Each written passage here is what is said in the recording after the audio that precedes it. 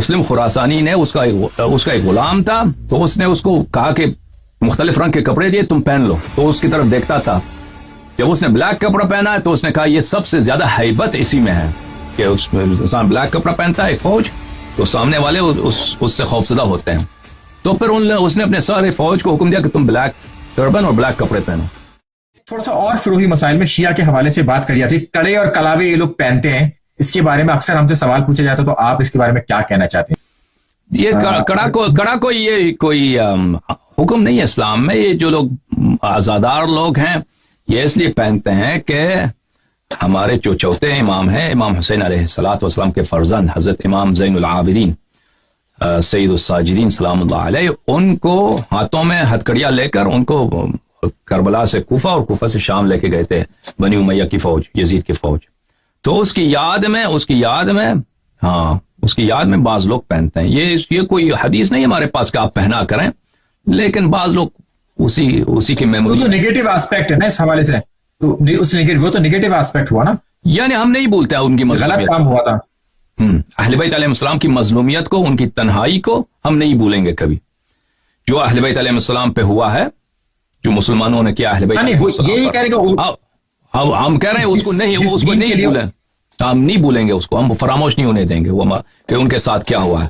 تو یہ اس لیے پہنتے ہیں. ایک ہاتھ میں پہنتے ہیں، دوسرے میں نہیں. اگر ہتھکڑی ہوتی ہے ہم دیکھتے ہیں دونوں ہاتھوں میں پہنا جاتا ہے. شاید جو لوگ زیادہ عمل کرتے ہیں دونوں ہاتھوں میں پہن، مجھے نہیں معلوم اس بات کا، کچھ اندازہ نہیں ہے اس کا. اچھا ٹھیک ہے. اچھا یہ دھاگا جو باندھتے ہیں ہاتھ میں ایک ڈورا باندھ دیتے ہیں، نہیں معلوم اس کے بارے میں. اچھا ایک اور ٹاپک ہے جس کے بارے میں میں ضرور پوچھنا چاہوں گا کہ یہ جو بلیک ٹربن جو پہنتے ہیں، تو ایک پرٹیکولر کوئی کورس کرنے کے بعد سادات کو تو اجازت ہوتی ہے بلیک ٹربن پہننے کی، نہیں، اور غیر سادات کو نہیں. ہاں، رسول اللہ صلی اللہ علیہ وسلم نے جو ٹربن پہنی تھی وہ بعض اوقات پہ، مثلا فتح مکہ کے وقت پر ان کا جو ٹربن تھا بلیک تھا، اور بعض اوقات پہ وہ دوسرے رنگ کے پہنتے تھے، اور ہمیشہ وہ ٹربن بھی نہیں پہنتے تھے. بہت دفعہ وہ تیالیس پہنتے تھے. تیالیسہ بولتے ہیں وہ جو ایک کپڑا ہوتا ہے وہ صرف سر پہ رکھتے ہیں، وہ پہنتے تھے رسول اللہ صلی اللہ علیہ وسلم. برنس کا بھی ذکر آیا ہے کہ وہ ایک طرح سے اوور کوٹ ہوتا ہے، اس کی ٹوپی ہوتی ہے. تو رسول اللہ صلی اللہ علیہ وسلم اس طرح نہیں تھا کہ ایکسکلوسیولی بلیک پہنے، اور ان کا حکم بھی نہیں ہے کہ آپ لوگ بلیک پہنے. وہ یہ نہیں آپ وہ سفید بھی پہنے، وہ بھی اچھا ہے. رسول اللہ صلی اللہ علیہ وسلم کی سنت پہ عمل کریں، بلیک پہنے. لیکن ہمارے ہاں جو ہیں، جو سید حضرات ہیں، وہ بلیک پہنتے ہیں. اس کی وجہ کیا ہے؟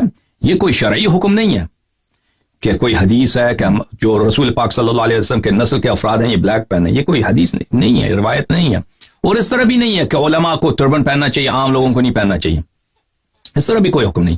جو بلیک ٹربن سادات پہنتے ہیں یہ بنی عباس کے دور سے شروع ہوا، کہ بنی ہاشم کے لوگ ان کے دور میں بنی عباس نے جب حکومت سے پہلے ان لوگوں جب فوج لے کے آئے تھے وہ خراسان سے، تو ابو مسلم خراسانی نے اس کا ایک غلام تھا، تو اس نے اس کو کہا کہ مختلف رنگ کے کپڑے دیے تم پہن لو، تو اس کی طرف دیکھتا تھا.